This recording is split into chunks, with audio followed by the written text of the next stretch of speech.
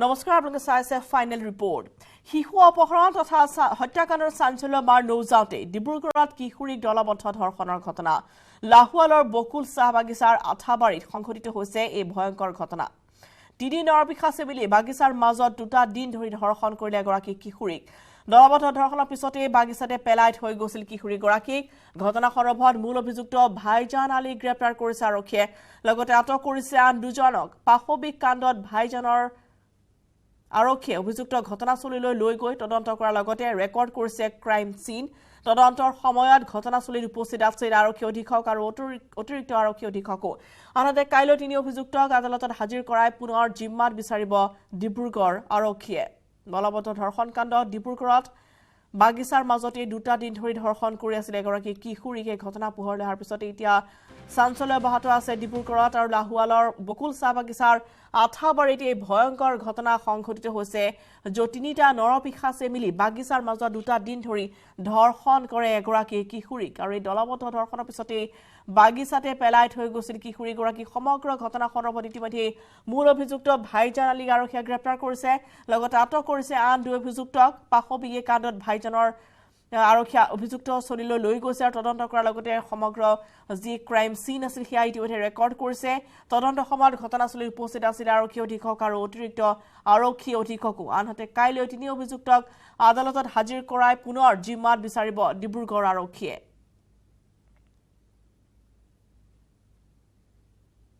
মানে সন্ধিয়া ছোৱালীজনী দোকানলৈ আহিছিল দোকানলৈ আহোঁতে ছোৱালীজনী অকলশৰীয়াকৈ এটা কবৰস্থান এটা পাৰ হৈ আহোঁতে ছোৱালীজনী অকলশৰীয়াকৈ প্ৰায় লৈ গ'ল তাতে বকুল বাগানৰ এটা আঠাবাৰীত ডিভিজন বুলি আছে ডিভিজনৰ ভিতৰত তেওঁলোকে ৰাতি ৩ তাৰিখৰ ৰাতি থাকিলে আৰু ৪ তাৰিখে যোৱাকালি সন্ধিয়া তেওঁলোকক মানে মাক দেউতাকে ছোৱালীজনীক ৰিকভাৰ কৰিলে আৰু আমাক আজি ৰাতিপুৱা ইনফৰ্ম কৰিছে এতিয়া ছোৱালীজনী মেডিকেল ট্ৰিটমেণ্ট চলি আছে অলৰেডি মেডিকেলত আছে ছোৱালীজনী আছিলে ভাইজান আলী আছিলে ভাইজান আলী কি লৈ আনিছিলে ছোৱালীজনী এই মানে বৰ্তমান মানে মই গম পাই ভাইজানে আনিছিলে বুলি কালি ইয়ালে বাগানলৈ আনিছিলে মই আমি ইমানখিনি আমি ধৰা পৰিছে তেতিয়া আমি গম পাই বাগানলৈ আনিছে বুলি ছজনীয়া গেঙে সংঘটিত কৰিছিল ৰঞ্জিত বৰা হত্যাকাণ্ড ছজনীয়া গেঙৰ 5 জনক গ্ৰেপ্তাৰ কৰিছে আৰক্ষীয়ে ৰঞ্জিত হত্যাকাণ্ডৰ মাষ্টাৰমাইণ্ড শাহ আলম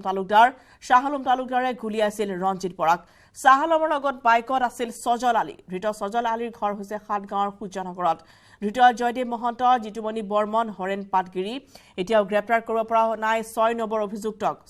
অভিযুক্তজনক ইতিমধ্যে আৰক্ষীয়ে চিনাক্ত কৰিছে তদন্তৰ খাতিৰত প্ৰকাশ কৰা নাই 6 নং অভিযুক্তৰ পৰিচয় ৰঞ্জিত হত্যাকাণ্ডত ব্যৱহৃত দুখন বাইকো ইতিমধ্যে কৰা হৈছে জব্দ কিন্তু এতিয়াও উদ্ধাৰ হোৱা নাই গুলীচালনা কৰা পিষ্টলটো 9mm পিষ্টলেৰে গুলীয়াই হত্যা কৰিছিল ৰঞ্জিত বৰাক হত্যা কৰি লুটিছিল 2,45,000 টকা 1,05,000 টকা লৈছিল সজল আলীয়ে মূল অভিযুক্ত শাহ আলমে লৈছিল 1 লাখ টকা জিতুমণি বৰ্মনে লৈছিল 40,000 টকা কামৰূপ মহানগৰ কামৰূপ আৰু নলবাৰী আৰক্ষীৰ যুটীয়া অভিযানত এই সফলতা ইতিমধ্যে মহানগৰ আৰক্ষীয়ে লাভ কৰিছে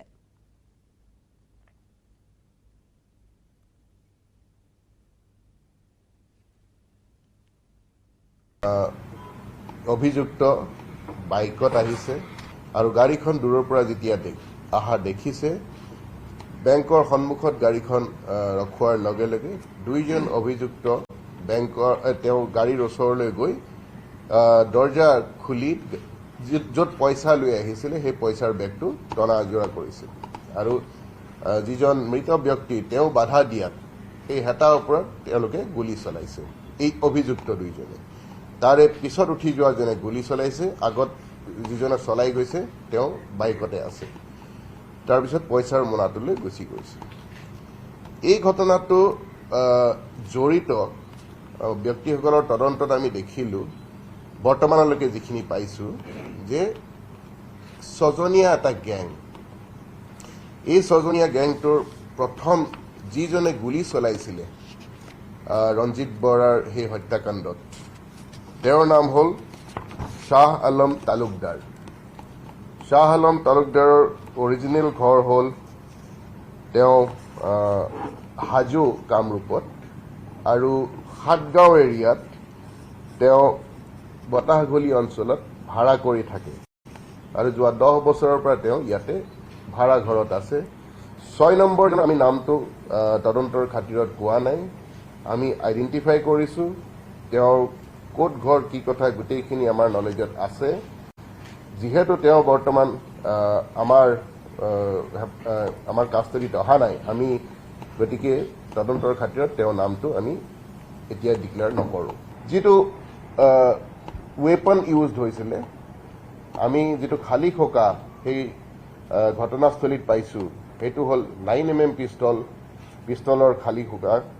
গতিকে পিষ্টলটো বৰ্তমান কাৰ লগত আছে আমাৰ হাতত তথ্য আছে যেতিয়া ৰিকভাৰী হ'ব আৰু সেই মানুহজন যেতিয়া আমাৰ হাতত আহিব তেতিয়া সেইখিনি তথ্য আমি আপোনালোকৰ লগত শ্বেয়াৰ কৰিম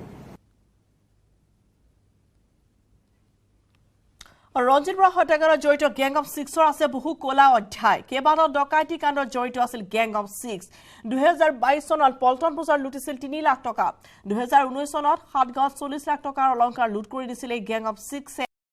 2022ৰ 5 ডিচেম্বৰত গেং অফ ছিক্সে চাংচাৰীত লুটিছিল 31 লাখ টকা আৰক্ষীৰ পোছাক পিন্ধি চাংচাৰীত লুটিছিল 31 লাখ টকা সংবাদমেলত এই কথা সদৰি কৰিছে আৰক্ষী আয়ুক্ত দিগন্ত বৰাই গেং অফ ছিক্সৰ কি কলা অধ্যায় আছে সেই সকলো তথ্য ইতিমধ্যে এখন সংবাদমেলৰ জৰিয়তে আৰক্ষী আয়ুক্ত দিগন্ত বৰাই আজি সদৰি কৰিছে 22 চনৰ জানুৱাৰীত এটা ঘটনা ঘটিছিলে য'ত 3 লাখ টকা লুট কৰিছিলে তেওঁলোকে বেংক অফ বৰোদাৰ সন্মুখৰ পৰা সঞ্জীৱ মেধি নামৰ এজন ব্যক্তিৰ হাতৰ পৰা এই ঘটনাটো তেওঁলোকে সংঘটিত কৰাৰ স্বীকাৰ কৰিছে সাতগাঁও এৰিয়াত 40 লাখ টকাৰ অলংকাৰ এজন মানুহৰ পৰা কাঢ়ি লৈ গৈছিলে সেইটো হৈছিলে 2019 চনৰ ফেব্ৰুৱাৰী মাহত 21 ফেব্ৰুৱাৰী এই ঘটনাটো এই গ্ৰুপটোৱে সংঘটিত কৰিছে চাংচাৰী এৰিয়া কামৰূপ ডিষ্ট্ৰিক্টৰ চাংচাৰীত 5 ডিচেম্বৰ যোৱা বছৰ এটা ঘটনা সংঘটিত হৈছিলে পইচা লুট কৰা য'ত 31 লাখ টকা লুট কৰিছিলে এজন ব্যক্তিৰ পৰা এজন ব্যৱসায়ীৰ পৰা এই ঘটনাটো এই গ্ৰুপটোৱে সংঘটিত কৰিছে মুকালমুৱা পুলিচ থানাৰ অধীনত মুকালমুৱা যিখন বজাৰ তাত যোৱা মাহৰ 31 জানুৱাৰীৰ সন্ধিয়া সময়ত এখন দোকানৰ পৰা আমিৰ আলী প্ৰধানী বুলি এজন ব্যক্তিৰ দোকানৰ পৰা 11 লাখ টকা লুট কৰিছিলে সেই ঘটনাটো এই গ্ৰুপটোৱে সংঘটিত কৰিছে গতিকে এতিয়ালৈকে এইখিনি কথা তেওঁলোকে স্বীকাৰ কৰিছে ৰঞ্জিত বৰা হত্যাকাণ্ডৰ মূল অভিযুক্ত হাজোৰ শ্বাহ আলম তালুকদাৰ গুৱাহাটীৰ এক্সেল একাডেমীৰ মালিক শ্বাহ আলম বৃদ্ধ দম্পতীৰ ঘৰত শ্বাহ আলমে ভাড়াত খুলিছিল শিক্ষানুষ্ঠানখন বৃদ্ধ দম্পতীক ভয় ভাবুকিও দি আহিছিল শ্বাহ আলমে গুৱাহাটীৰ বটাগুলিত ভাড়া ঘৰত আছিল শ্বাহ আলমৰ বিৰুদ্ধে সাতগাঁও থানাত ৰুজু কৰা হৈছে গোচৰ ইতিমধ্যে ৰঞ্জিত বৰা হত্যাকাণ্ডত আৰক্ষীয়ে গ্ৰেপ্তাৰ কৰিছে শ্বাহ আলম তালুকদাৰক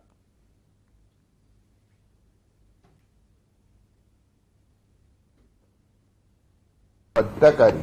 যিজনে গুলী চলালে তেওঁ এখন স্কুলো চলায় এখন স্কুল এক্সেল একাডেমী বুলি এখন স্কুলৰ তেওঁ মালিক শ্বাহ আলম তালুকদাৰৰ অৰিজিনেল ঘৰ হ'ল তেওঁ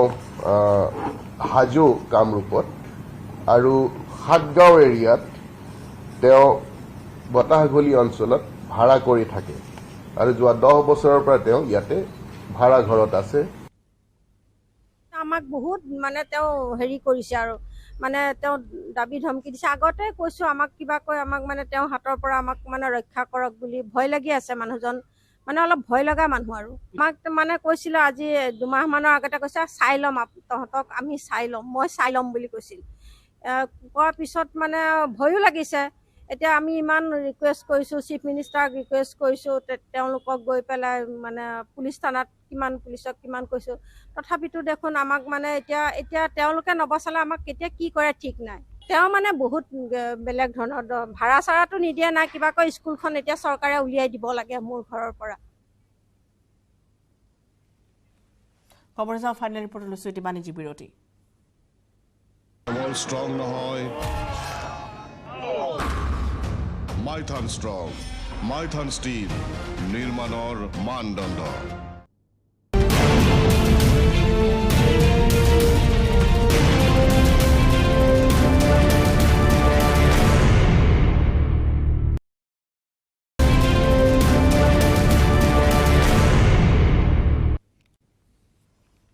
That's a final report. বাল্যবিবাহে ৰাজ্যৰ পৰিস্থিতি উত্তপ্ত কৰিছে বাল্যবিবাহ কৰা লোকৰ বিৰুদ্ধে আৰক্ষীৰ ধাৰাবাহিক অভিযানৰ মাজতে ৰাজ্যজুৰি বিভিন্ন প্ৰান্তত প্ৰতিবাদমুখৰ হৈ পৰিছে একাংশ লোক কোনোবাই যদি স্বামীক বিচাৰি আহিছে আন কোনোবাই একো পুত্ৰক বিচাৰি থানা পাইছেহি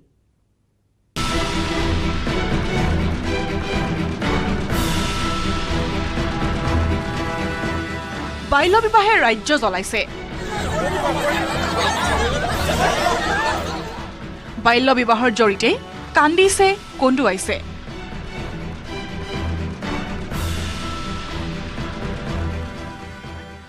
গহপুৰৰ হেলেম থানাত এগৰাকী ৮০ ঊৰ্ধৰ আইতাই কান্দিছে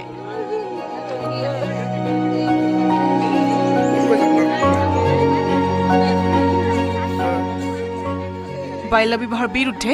অভিযান চলাই হেলেম আৰক্ষীয়ে আটক কৰিছিল এইগৰাকী বৃদ্ধাৰ নাতিক পৰিয়ালৰ একমাত্ৰ উপাৰ্জনকাৰী নাতি জেললৈ গ'ল আৰু তাৰ পিছতে চৌহদত কান্দি কান্দি ভাগৰি পৰিছে আইতা মুখ্যমন্ত্ৰীক হাতজোৰ কৰি নাতিক এৰি দিবলৈ কাটৰ আহ্বান জনাইছে বৃদ্ধাগৰাকীয়ে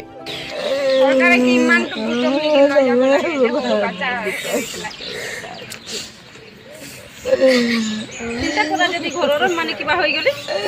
চিন্তা কৰি কৰি খানা খোৱা নাই আজি 3 দিন হৈ গ'ল ল'ৰাটো যেনেকুৱা উঠাই আনিছে তেনেকুৱা এই খানা খোৱা নাই মোটাটো মোৰ পুৰা হৈ গৈছে এনে বেমাৰ আছে বাল্য বিবাহক লৈ নগাঁও সদৰ আৰক্ষী থানাতো সৃষ্টি হয় উত্তপ্ত পৰিস্থিতিৰ সদৰ থানাৰ চৌহদতে এগৰাকী মহিলাই কৰে আত্মহত্যাৰ চেষ্টা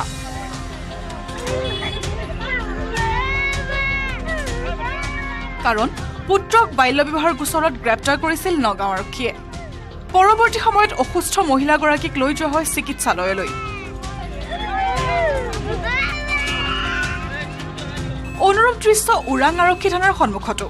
আইতাক বা মাক নহয় কুলাত পানী কেঁচুৱালৈ ওৰাং আৰক্ষী থানাৰ সন্মুখত প্ৰতিবাদত বহিল বহু কেইগৰাকী মহিলা এইসকল প্ৰতিবাদী মহিলাৰ স্বামী সম্প্ৰতি জেলত বাল্য বিবাহৰ গোচৰত গ্ৰেপ্তাৰ হোৱা স্বামীৰ মুক্তি বিচাৰি ৰুদ্ৰ মূৰ্তি ধৰিছে পত্নীয়ে শ্লোগান দিলে স্বামীৰ লগতে আমাকো জেলত সোমোৱাওক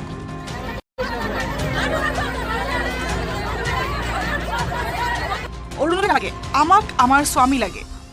আমাৰ একো নালাগে তেনে আমাৰ ঘৰত চাউল নালাগে অৰুণা আঁচনি নালাগে আমাৰ একো নালাগে আমাৰ কি লাগে ফ্যামিলি গোটাইখিনি ল'ব লাগিব যদি মোৰ নামত কেছ আছে মোৰ ল'ৰা ছোৱালী ল'ব লাগিব মোৰ হাজবেণ্ড ল'ব লাগিব বাল্য বিবাহৰ অপৰাধত ডিগবৈ আৰক্ষীয়েও বিভিন্ন প্ৰান্তত অভিযান চলাই 6 জনক আটক কৰি জেললৈ প্ৰেৰণ কৰাৰ পিছত আৰক্ষী থানাৰ চৌহদত কান্দনৰ ৰোল উঠিছে মই ইমান দিন হৈ গ'ল ভাল পাই কিনে আহিলোঁ আৰু এতিয়া এনেকা হৈছে কি কৰিম এতিয়া এইটো মানুহটো ইয়াত থাকি গ'লে দৰঙৰ দলগাঁৱত অব্যাহত আছে বাল্য বিবাহৰ বিৰুদ্ধে আৰক্ষীৰ অভিযান নিশা দলগাঁও আৰক্ষীয়ে খাৰুপিটিয়াৰ নগাজান গাঁৱৰ পৰা গ্ৰেপ্তাৰ কৰে এজন আব্দুল পাৰেক নামৰ বাল্য বিবাহৰে জড়িত এজনক ৰাজ্যত বাল্য বিবাহৰ জড়িত সকলৰ বিৰুদ্ধে তীব্ৰ অভিযান চলি থকাৰ সময়তে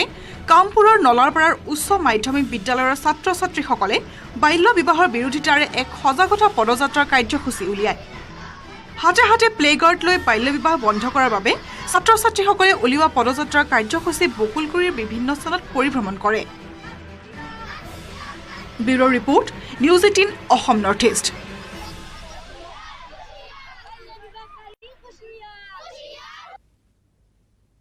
নাজিৰাত মৰেল পুলিচিঙৰ ভয়ংকৰ ঘটনা বামুন পুখুৰী চাহ বাগিচাত এজনক গণপ্ৰহাৰ আহত এজনৰ হস্পিটেলত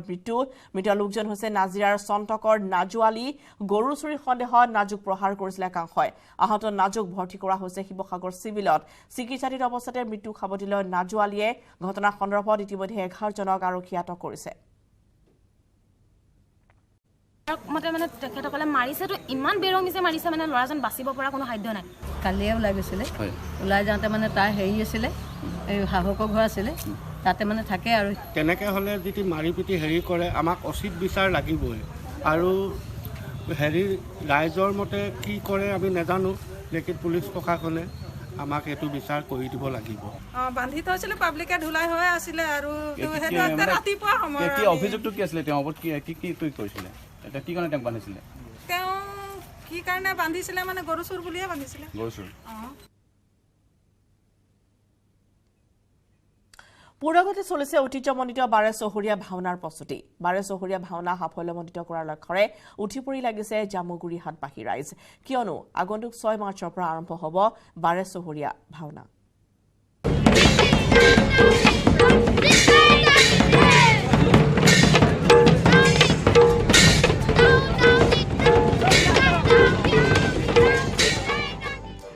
ঐতিহ্যমণ্ডিত বাৰেচহৰীয়া ভাওনাৰ প্ৰস্তুতি। প্ৰতিষ্ঠা কৰি আমি সভাপতি মহোদয়, আমাৰ উপযুক্ত মহোদয় 226 বছৰীয়া পৰম্পৰাৰে গৰিমামণ্ডিত জামুগুৰিহাটৰ ঐতিহাসিক বাৰেচহৰীয়া ভাওনা।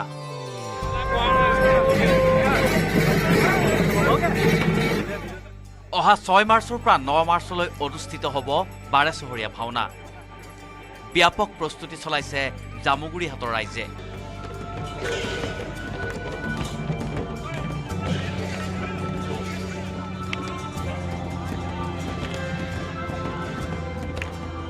দেওবাৰে শুভক্ষণত ভাওনাৰ ধ্বজা স্থাপন কৰা হয় জামুগুৰিহাটৰ ঐতিহাসিক পকামুৰা পথাৰত।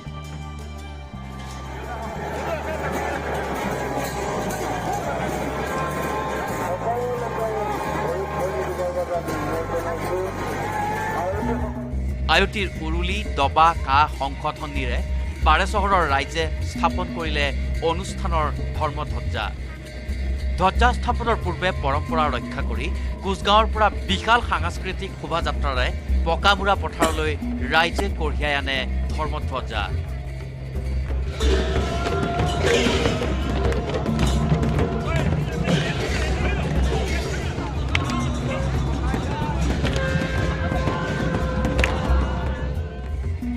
ছয় মাৰ্চৰ পৰা 4দিনীয়া কাৰ্যসূচীৰে অনুষ্ঠিত হ'বলগীয়া বাৰেচহৰীয়া ভাওনাৰ বাবে সাজু হৈছে জামুগুৰিহাটৰ প্ৰতিখন গাঁৱৰ ৰাইজ। পুৰুষানুক্ৰমে অনুষ্ঠিত কৰি অহা 226 বছৰীয়া বাৰেচহৰীয়া ভাওনাত এইবাৰ 21খন খলাত একেলগে অনুষ্ঠিত হ'ব ভাওনা। এইবাৰ বাৰেচহৰীয়া ভাওনা মহোৎসৱৰ নিজাববীয়া 126টা খোল, 98 যোৰ তাল হ'ল। যে খোল তালৰ প্ৰশিক্ষণৰে গায়ন বায়ন এইবাৰ নতুন এটা ৰূপ দিবৰ কাৰণে যি প্ৰয়াস কৰি সহযোগিতা কৰিছে